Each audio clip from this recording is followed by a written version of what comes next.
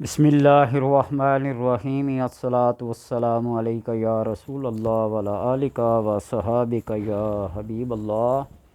اللہم صلی علی محمد و آل محمد، اللہم صلی علی محمد و آل محمد، اللہم صلی علی محمد و آل محمد۔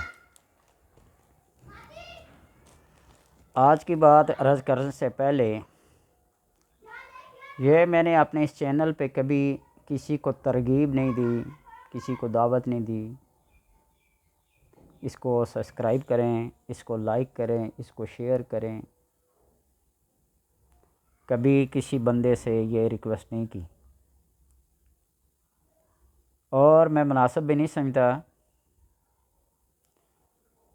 وہ اس لیے کہ انسان جو کچھ بیان کر رہا ہوتا، میں نہیں، کوئی بھی عالم، فاضل، ڈاکٹر، حکیم، کوئی اقوال، کوئی احادیث، کوئی تفسیر، جو بھی کوئی بیان کر رہا ہوتا ہے، میں سمجھتا ہوں اس کی رضا صرف اور صرف اللہ کی رضا کے لیے ہوتی ہے۔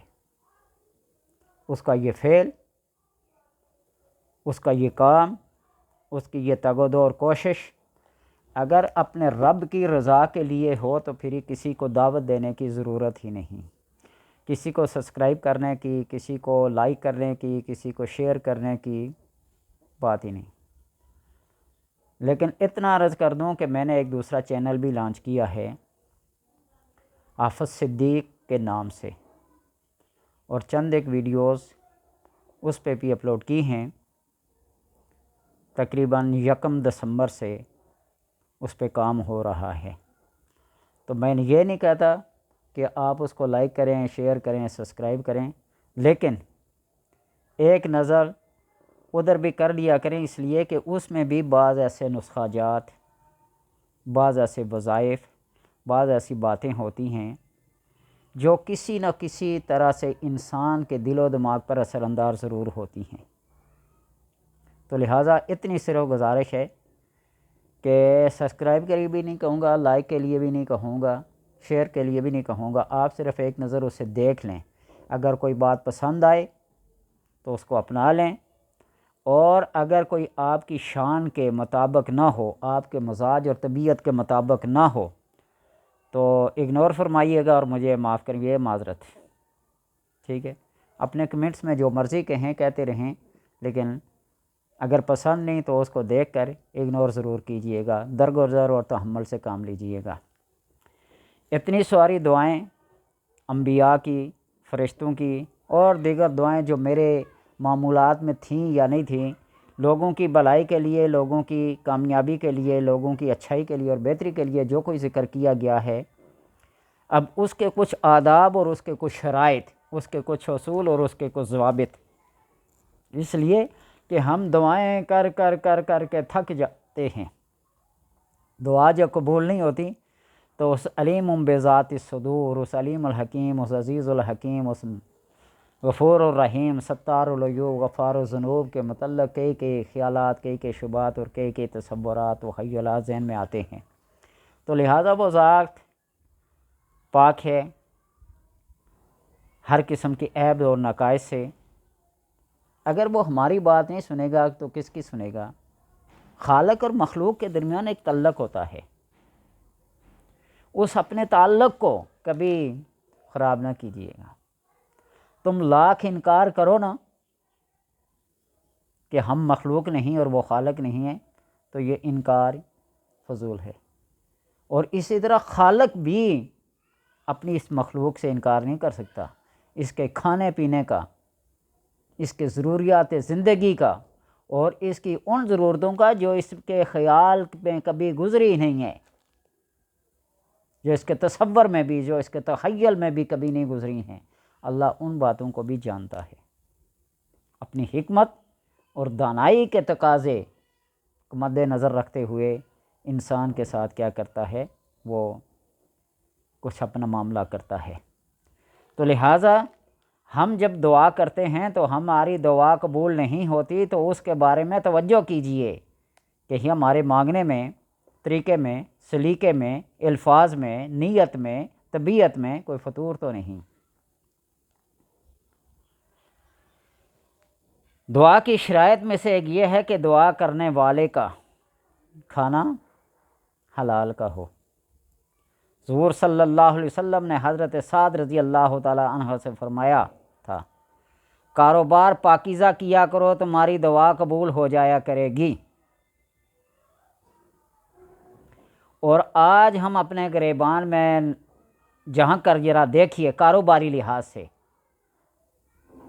اور آج کل یہ تعلیم و تدریس بھی کاروبار کی حیثیت اختیار کر چکا ہے۔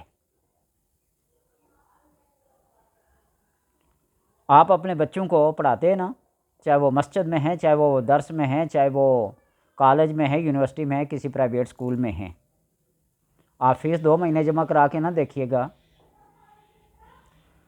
آخر پہ ڈیٹ شیٹ دیتے وقت آپ کی پورے سال بھر کی محنت کے اوپر آپ کے تعاون کو وہ پس سے پش ڈال دیتے ہیں۔ میرے ساتھ کئی معاملات ایسے ہوئے ہیں، خود بھی ساری زندگی اسی تعلیم و تدریس کے شعبے میں گزاری، آخری ہاتھ کنڈا یہ ہوتا ہے کہ ڈیٹ شیٹ نہیں دینی جب تک فیسیں کلیئر نہیں ہوں گی۔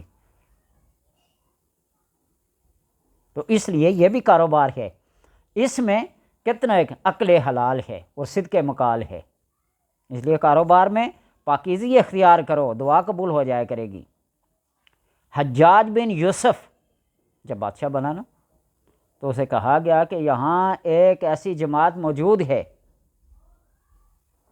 کہ بس ان کی زبان سے لفظ اور الفاظ نکلنے کی دیر ہے تو ہماری تباہی اور بربادی کا سامان پیدا ہو جائے گا۔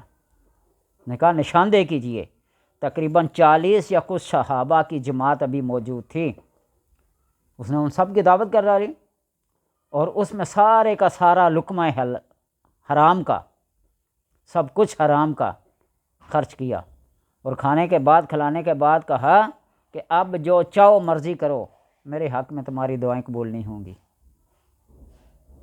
وہ بے قصور تھے، لیکن اس کا یہ یقین اور اعتقاد تھا کہ لقمہ حرام کھانے والے کی دعائیں قبول نہیں ہوتی،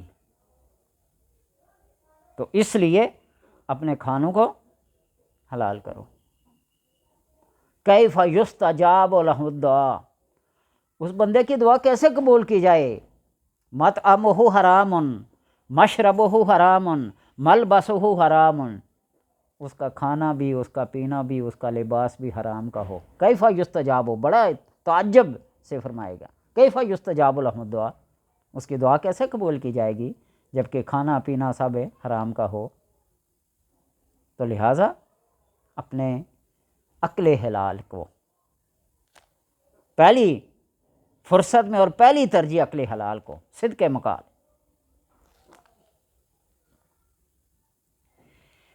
دعا ضرورتوں کے لیے چابی کا کام کرتی ہے اور اس کے دندانے لقمے حلال ہوتے ہیں۔ چابی کے اندر وہ نوکدار دندانے سے بنے ہوتے ہیں نا، ان کے بغیر تالا نہیں کھلتا۔ لا الہ الا اللہ محمد رسول اللہ لکھنے میں جب لکھتے ہیں نا، اوپر نیچے اوپر نیچے، اس کے بغیر یہ آسمانوں کی چابی ہے، جنت کی چابی ہے۔ حضرت یحییٰ بن معاذ رضی اللہ تعالیٰ عنہ فرماتے ہیں کہ الہی میں کیوں کر تم سے دعا کروں، میں تو گناہ گار ہوں، اور پھر دعا کیسے نہ کروں، تو بڑا کرم کرنے والا ہے، تو بڑا رحم کرنے والا ہے، تو بڑا مہربان ہے۔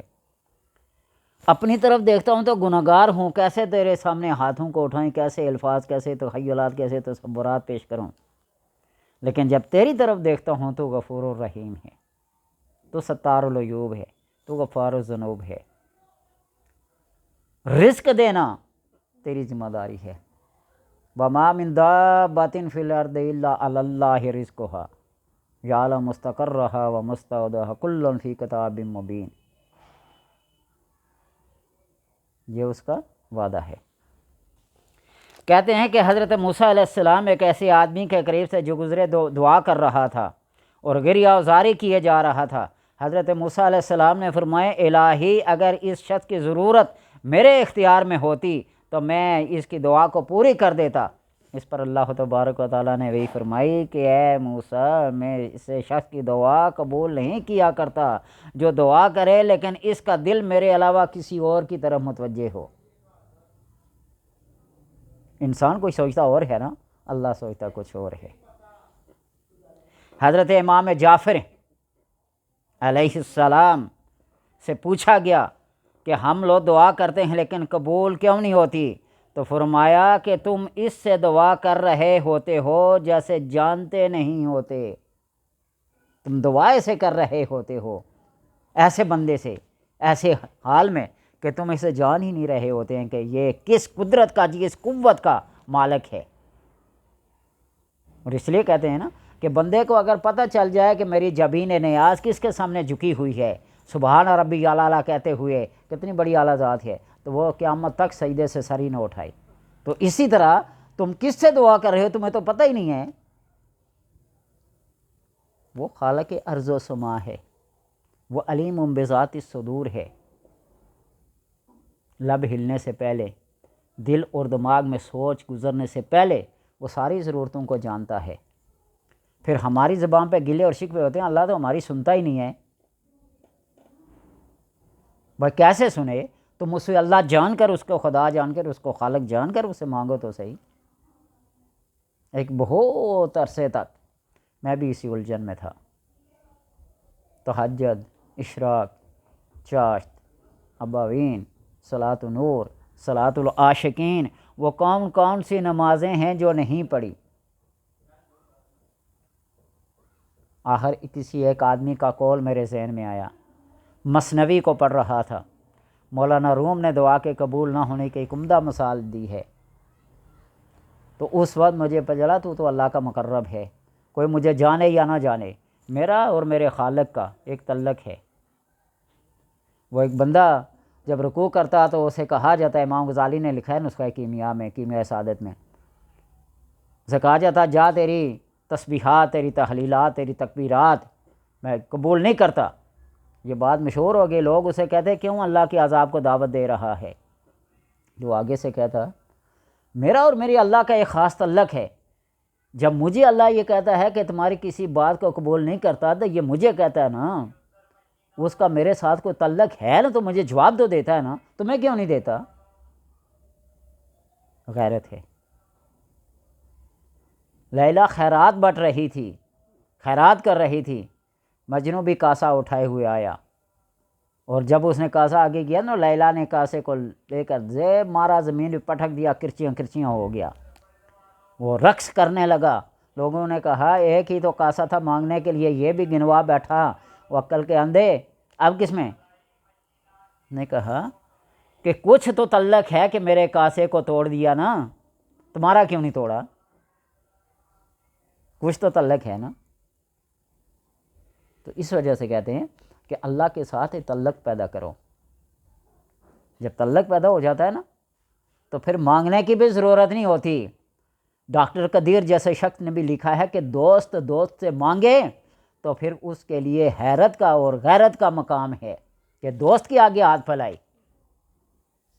دوست کو نہیں پتا کہ یہ میرا دوست ہے، دن رات 24 گھنٹے اس کے ساتھ گزرتے ہیں، اور اس کو کس چیز کی ضرورت ہے؟ یہ مانگنے کی نوبت ہی کیوں آئی؟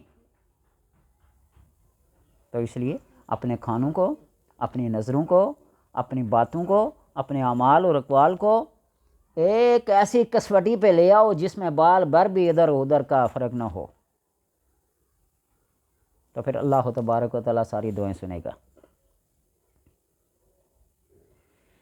حضرت سری فرماتے ہیں کہ حضرت معروف کرخی رضی اللہ تعالیٰ عنہ کی مجلس میں ایک شخص اٹھ کر کہنے لگا، اے ابو محفوظ دعا کیجئے کہ اللہ میری تھیلی واپس کر دے، کیونکہ وہ چوری ہو گئی ہے اور اس میں 1000 دینار تھے۔ کرخی چپ رہے، اس نے دوبارہ درخواست کی تو پھر بھی چپ رہے، اس نے پھر عرض کی، معروف کرخی رضی اللہ تعالیٰ نے فرمایا کہ میں کیا کہوں، یہ نہ کہہ دوں کہ الہی تم نے جو چیز اپنے انبیاء اور صوفیاء کو نہیں دی اسے لوٹا دے؟ اس نے پھر عرض کی کہ دعا فرما دیجئے۔ اس پر آپ نے فرمایا الہی جو تجھے پسند ہے کر دے۔